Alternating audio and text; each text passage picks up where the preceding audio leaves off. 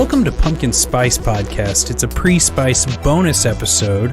I'm Rob Schulte. I'm Brittany. Hi. And Brittany, we're coming in with another 90s classic. Another 90s classic. We haven't reviewed a 90s classic, but right now it's a 90s classic.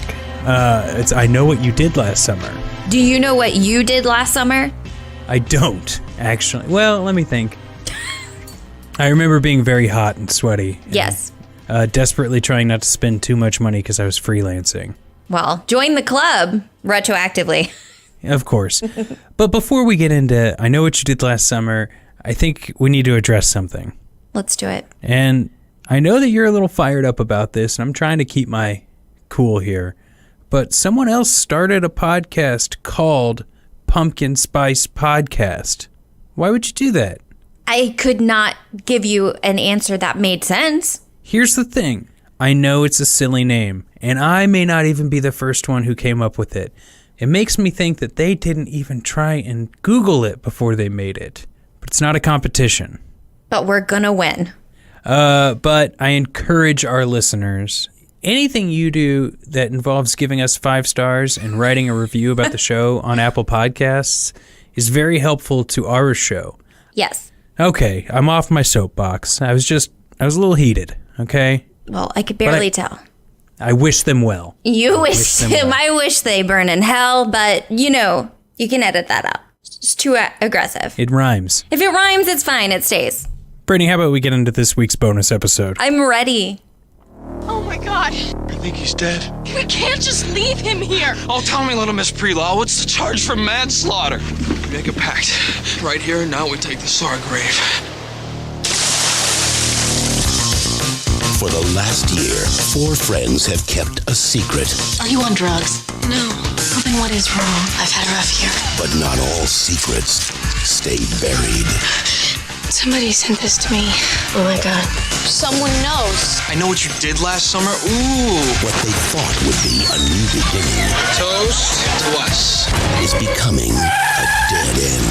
Somebody tried to kill you last night. We have to go to the police. If he wanted me dead, he could have done it. And the mistake they made It was an accident. There was no accident. It was murder. What if he's still alive? Hey! What are you doing here? is coming back to haunt them. Oh my god. He's after me too. I got a letter. I got run over.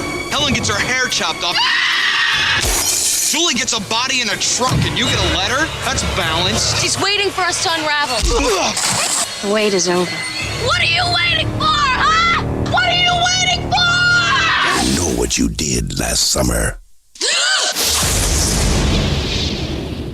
I Know What You Did Last Summer. So let's get into this storyline, okay? Let's hear it. Let's take a look at the randomly generated IMDb storyline for I Know What You Did Last Summer. It goes as follows. After an accident on a winding road, 4 teens make the fatal mistake of dumping their victim's body into the sea. But exactly 1 year later, the dead man returns from his watery grave, and he's looking for more than an apology. Written by Anonymous. Do you think this is the same Anonymous that wrote Primary Colors? You know, that movie about Bill Clinton that's not about Bill Clinton? I'm going to do something really outrageous. I'm going to tell the truth. There's more things that we can bring up about the story, but first, let me just say some of the players in it, okay? So it stars Jennifer Love Hewitt, Sarah Michelle Gellar, Anne Heche was, I don't know if she was a star in it, but she was definitely in a couple of scenes. I was surprised to see her. I forgot about that. Freddie Prinze Jr., Ryan Felipe, and the dude who plays David in Roseanne. I forget his name. I'll look it up at one point. Directed by Jim Gillespie. Now, Brittany, I believe we've talked about Jim Gillespie. It's just not been released yet. Well, is it Jim Gillespie or is it the writer? Oh, he's the director. Yeah. Jim Gillespie's the director. Mm-hmm. Yeah. The writer of I Know What You Did Last Summer is of Dawson's Creek fame. Yes. That'd be Kevin Williamson. Writing. That's correct. And it's kind of like in Dawson's Creek, as we discuss. There's posters all over the place. Yes, there's posters all over the place for I Know What You Did Last Summer. And then in I Know What You Did Last Summer, the beach where all of the madness happens is Dawson's Beach. Oh, whoa. Did you not hear that? I didn't catch that. They said a couple different times, they're like, let's go down to Dawson's Beach and get drunk. And then that's where they were like drinking, and that's where J-Love and Freddie Prinze Jr. lose their virginities. Presumably. The guy really likes the name Dawson. He really likes referencing his work and other work, you know? Yeah. I don't know what Ryan Phillippe. I don't know. I've never been... It was one of the names in high school that every young lady would say different. But Ryan Phillippe, I don't know what he's been up to lately. I'm a little intrigued. I don't really want to look it up right now. Same. And I was going to say, I was thinking the same for other of, the stars. Oh, I wonder what they're up to, instead of being like, where are they now? Because I'm like, where am I ever? You know what I mean? I've never been on the map, so nobody even knows that I'm off the map, So I didn't want to be disrespectful to the stars, but I'm also like, you still living off that Scooby-Doo money? Or what's the deal here? I was like, later on.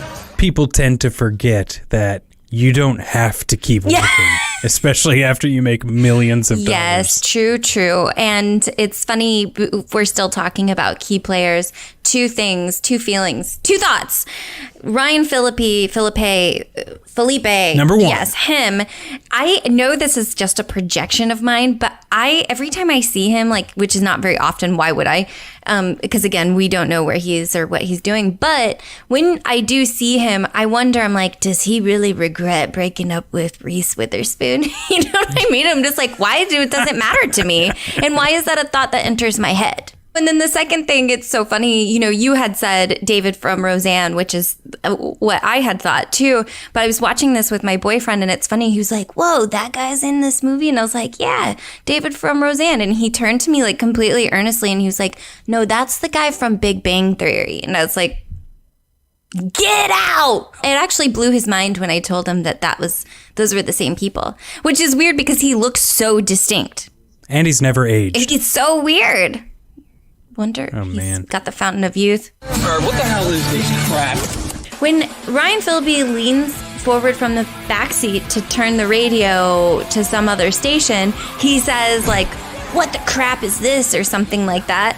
When he leaned forward to do that, my PlayStation was like, bleep, bloop, bleep. Like all these windows were kind of like coming up. And then it was like, are you sure you want to exit this program or something? And I looked over because I'm like, oh, maybe my dog walked across the controller. Like, that happens. It's life. But the controller was on the coffee table, like 2 feet away. I was already scared, and nothing scary had happened yet.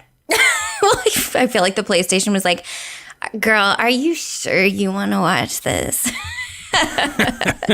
And I did. I don't really have too many other, like, storyline adjustments I would really make. A lot of this would just take eliminating characters, I think, to make it better. I just think they had too many characters. Well, what was with the mean sister? Noted, not needed. Not needed. And also, she was so mean. And she's like, and the older sister, I mean, she's probably like mid to late 20s. And her little sister is like, brushing her hair. And she's like, you're pathetic. I'm like, what does that make you? Don't you have things to do? You're a grown up. You don't have to bully your little sister for your entire life. We get it. You own a Dillard's or whatever it is. Yeah, or whatever it is. Totally. Yeah, but she tried to go to New York and came back and failed miserably. And you're making her feel worse by like sticking her at the perfume counter? Well, she only failed. I'm certain she would have skyrocketed into success had she not been involved with covering up a murder. I do really feel that way. She had a lot of potential. Well, and also coming back only after, less than a year. If it had only been a year since that stuff had happened. Right. I mean, you didn't even try. Exactly. But you make a good point, and I think this easily puts us into, my favorite segment, things that make you go, Yes. Things that make you go, I don't think I had the understanding of depression or trauma well enough, like understood in my own brain to get the big changes in characters from one summer to the next. Wow. And then I watched it this time and I was like, oh, Jennifer Love Hewitt is like really bubbly and chipper in these first few scenes, and then she's super depressed the rest of the movie. It's very obvious, but I don't think I thought of it critically when I was younger. And and you just hadn't had the experience because somebody... Oh, true. Because, like, I definitely was... When I saw this, like, as a teenager, because it came out when I was younger, but I didn't see it until I was a little older. And I remember when I watched it, I'm like, damn, she's had it bad. Like, I was like, I understand, girl. But, you know... But it makes even more sense with Sarah Michelle Gellar, like you were saying, you know? Not really giving herself a shot in New York because she's preoccupied. Right, with the murder. Mm-hmm. And Ryan Phillippe is just a drunk, I guess. But somehow they're calling him like the college quarterback, which was weird because I'm like, you can't like booze and be professional athlete. Is that not the case? I don't know anything about sports or physical fitness, so I might be wrong. Well, and Freddie Prinze Jr. then now works as a fisherman after having a traumatic body experience on a fishing dock. Well, and what I thought was weird too, and this is something that, you know, Kevin Williamson really missed the mark, is, you know how they were like, oh, I thought you didn't know your dad. And he was like, well, the one thing I do know is he was a fisherman. I'm like, wouldn't it be crazy if it was his dad?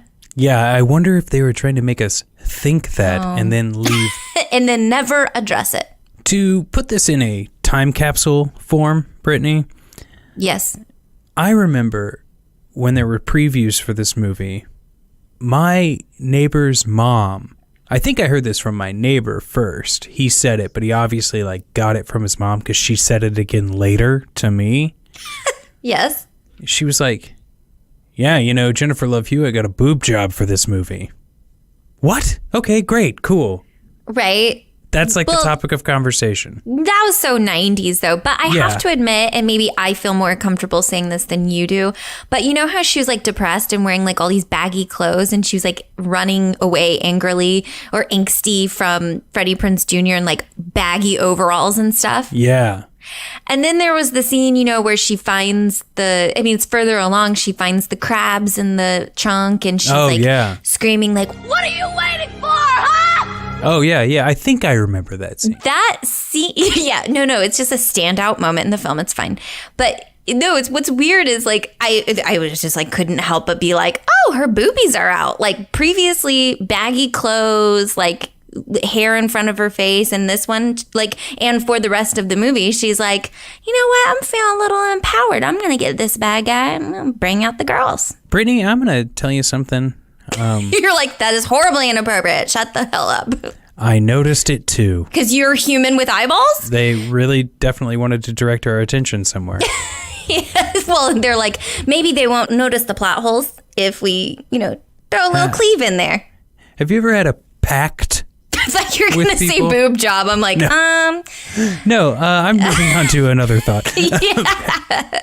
Because I don't think pacts are really a thing. You know, I've had many a pact, but it's like, you know what I mean? Like you promise things. I'm like, really what we learn in this conversation is I can't keep promises. But no, it's like, you know, you always agree to, you know, be friends. And it's like, I haven't talked to her for like 16 years. So I guess, you know what I mean? That kind of thing.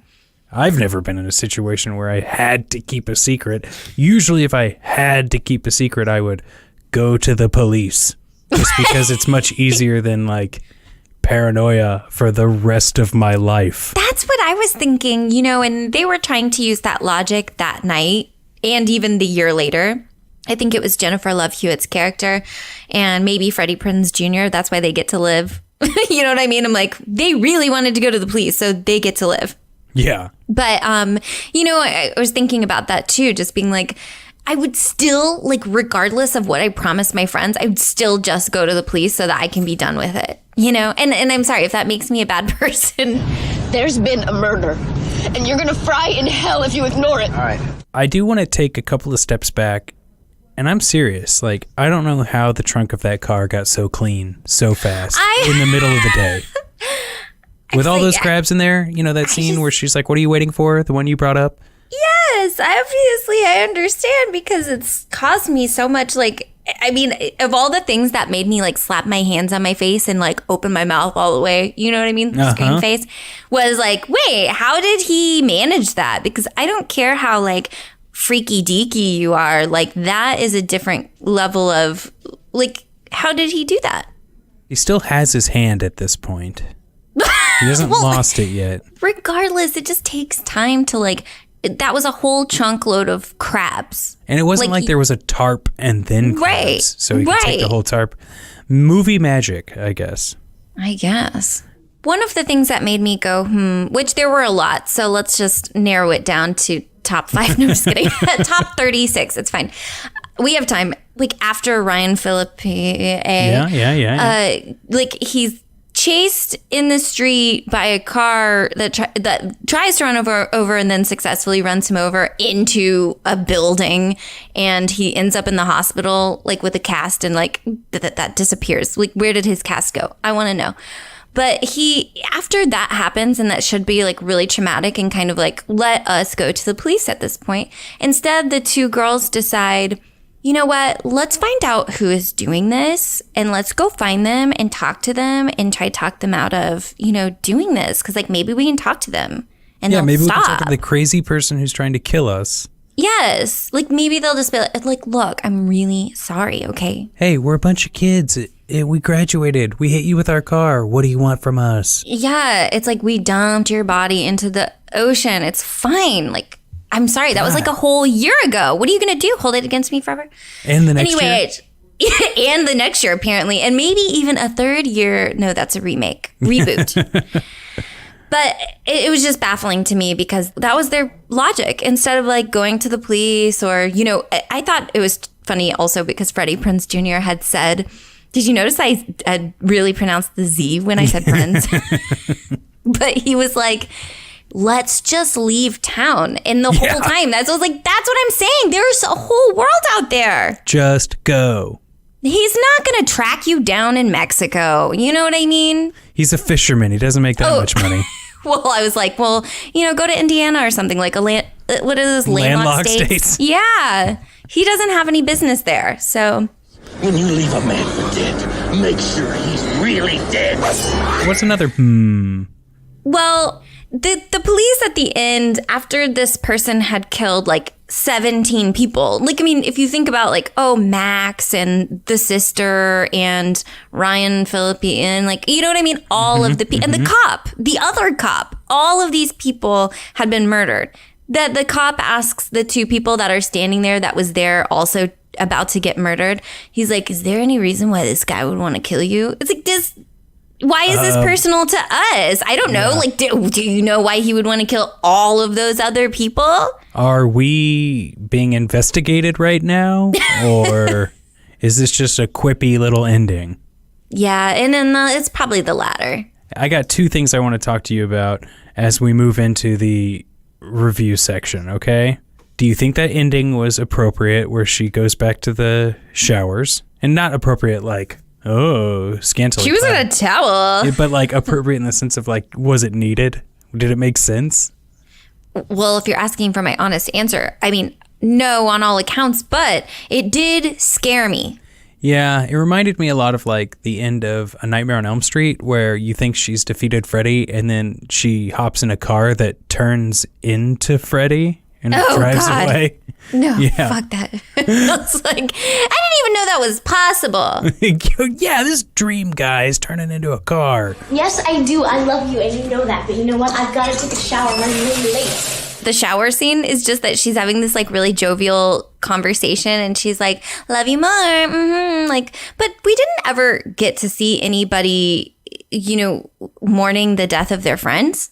Yeah. Well, they got back together after they defeated the guy. Well, supposedly defeated him, but you know what I mean. That it's like that, but at no point that we're like, where are my friends? Oh my God, my friends died? You know what I mean? But maybe that's just me. Like, well, they're going to have a lot more trauma to deal with soon enough. Yeah. So bebopping into the shower like there ain't no thing, that is just kind of a little misleading. Yeah. But what was your question so that I can answer that? First of all, how did he get into the women's shower in a fisherman's outfit? That's so true. That's so true. Second of all, yeah, we didn't even talk about Anne Heche's scene, really, and like her overacting, but still like bringing like grade A acting to not grade A acting of a film. Maybe I just didn't get it, which is embarrassing, but explain it to me. Does she know that her dad killed? Anne Heche's character only knows her brother died, and that was sad. Well, but she was like, it was suicide. It was suicide, okay? It was suicide. You know what I mean? And she was like, no, we totally watched him die. Like, I had a part in it. And she's like, no, it's suicide, okay? You need to get out of here. I kind of felt like she was covering up for something. Like, I actually read that as, don't make my life more complicated right now, okay? That could be, that's I've valid already as well. accepted that he has committed suicide. Like, don't open this wound again. Right. Agreed. What do you review this movie? It doesn't have to be anything lengthy, but do you think it's misses the mark? Does it make it? Well, you know, I'm pretty easy to please. I enjoyed it, and that's kind of all that matters to me. But it wasn't like, you know, obviously not the greatest film of all time. Yeah, but same. I enjoyed it. Same. I'm easy to please. I like a lot of stuff, and the good thing about watching this, you know, now and having many, many years in between watching it, it's like you watch it with a new viewpoint on life. Yes. I think it just misses the mark because there's just a few too many characters, like I said earlier. I wish they could have digged a little bit deeper into like the character's trauma, like I think I said before as well. But it was fun, and I want to watch the next one. I do too. But there's another review that we should get to, and this is one of the ones I pulled from Letterboxd by a woman named, I don't know if it's a woman, but their screen name is Scumbellina. I love that. They gave it 4 stars. I had to sift through there's a lot of reviews. There's a lot. This actually came from Graham. Graham said we should start doing our reviews from Letterboxd, and good call. Thanks, Graham. I've seen this movie many times, but not until this most recent viewing did I realize that Sarah Michelle Gellar is a beam of light, like a sunflower, an angel, a precious moment, a perfume counter girl with high-waisted denim shorts and cigarette-affixed silver fingernails. Her chase scene is poetry in motion, the death of a beauty queen, tragic, like an opera. She runs and she runs, she breaks glass, she crawls out of a car window, belly down, runs in heels, barefoot, in an evening gown. She climbs, she fights, she jumps out windows, and then like a firework, she burns out, killed by a fisherman. Like a Neverland mermaid captured by Captain Hook. Little of this film, and the sequels to follow, matter after this scene. Wow! I'll be honest, I had similar feelings, but I could never put it into words. I noticed that Scumbellina had a few different reviews on this same movie, so... But it's all about the Sarah Michelle Gellar. Yeah, you never know. Well, this has been a great bonus episode, Brittany. I agree. I think we're really finding our flow. And if you're listening to these bonus episodes, you should encourage other people on Twitter to also donate to the Patreon. Tell your friends on Twitter, but I would say tell your friends in person. I would tell your friends on Facebook if you're an old person who uses that. Just kidding. You can edit that out. Instagram. What are the other apps that people use? Slack. I really just think it's great if people just like grab friends' phones and just be like, you should subscribe to this. Well, we will see you all this Wednesday where we take on Child's Play 3. Yep. See you later.